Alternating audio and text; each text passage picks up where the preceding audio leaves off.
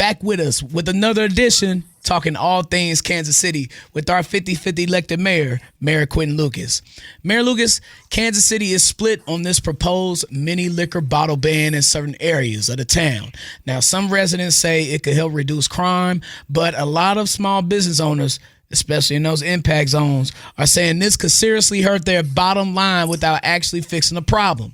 From their perspective, it feels like they're being asked to pay the price for larger issues at hand. This is the part of being a mayor that many don't envy, especially me, because it seems like you got to choose between the business owners and upset constituents. What solution do you have for the business owners who are heavily opposed to this ban? Look, I still appreciate and welcome conversation on this important topic. What I'm not doing is just standing by for status quo. We have had for too many years of our lives as Kansas Cityans, and I know Deanna over in St. Louis too. You got the issues that are going on around liquor stores, violence, loitering, drug sales, prostitution. We see that on 35th and Prospect. We see that up and down throughout our core city. I respect our business owners. I absolutely respect the opportunity for people to make a dollar. I don't think that dollar needs to be made just targeting one individual community. And what I heard in testimony last week, they said, for example, we'd lose $130 million of sales in a particularly narrow area of the city. If you're doing $2 of these little shot bottles, that means that they've sold 65 million of those in the core of primarily just the Black community. So I think that there is a balance to be met. I think some of that is looking at the amount of sales, the hours of those sales, doing all they can in neighborhood improvement districts and others to ensure that there is litter cleanup, that you're calling 911, that you're not seeing the ongoing issues. But, we can't just have Club Prospect going all summer, which was 35th and Prospect before. Yeah. So, Mayor Lucas, okay, so what if they can buy a 40 ounce, they can buy a pint of Jack Daniels. So do you think that this could escalate into a bigger issue with that? Let me be real about this, right? So a lot of the population that is often consuming are those that are able to get a few dollars, go in, get that in the store, then drink a little more, then keep coming back. You are absolutely right. Can you go out and buy more expensive things? Sure. Can you take an Uber over to Lee's Summit and buy all the stuff that you desire? Absolutely. Right? We're not saying that we're banning it, and indeed, in some ways, that's why it's not a restriction on any individual's rights. We're looking at the behavior at issue. People get it's almost like cigarette loosies, which, by the way, you largely aren't entitled to buy and sell. But yeah, people can go and get more quantities somewhere. Typically, they do not. This is something that usually is preying, this type of product, usually is something being used by unhoused populations, by other populations that leads to the nuisance issues, leads to the loitering issues, all of those concerns. No, it is not intended to abolish alcohol in Kansas City. It's intended to actually make sure that we don't see that easy, ready amount of supply that's being consumed right next to the store and creating lots of concerns for the neighborhood.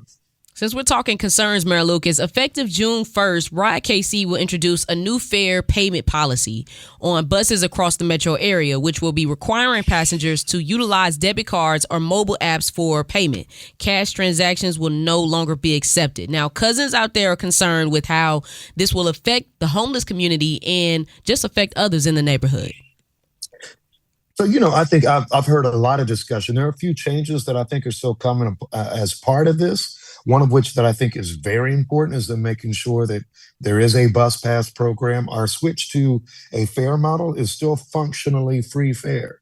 Working class folks, those who are in poverty, those who are experiencing homelessness, are still supposed to be able to have a pathway to receive fare cards to ride the bus for free. So this is not something where everybody is going to have to be paying the full amount. We need to make sure that program is promulgated so that all Kansas Cityans have a chance to get around our community. We can't tell somebody, yeah, you need to get a job, you need to take care of yourself, you need to go to a probation officer, and then it costs them $10 to get around the city. Right. That's something that we can't allow each day. And that's why we're trying to make sure we have that balance. We're talking all things KC with our 50-50 elected mayor of Kansas City, Missouri, Mayor Quinton Lucas.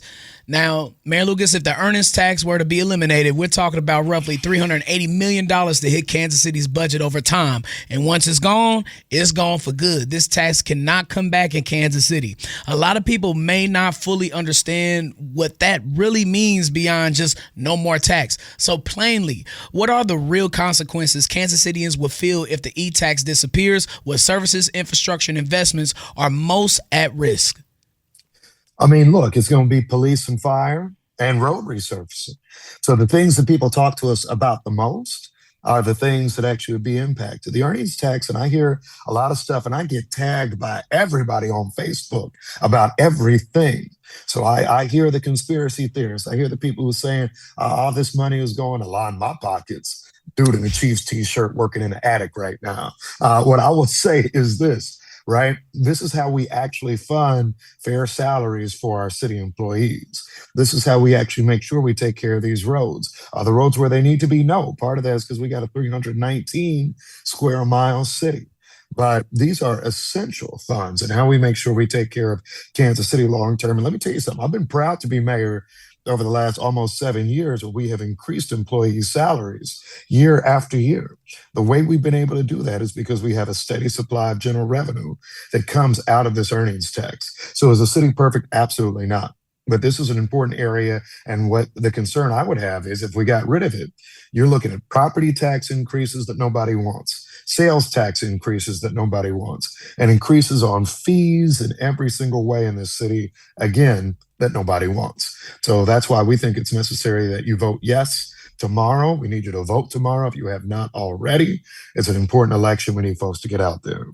Thank you, Mayor Lucas. We'll holler at you next week. Be a blessing. Thank you. All right, y'all. Take care. Later. Wow.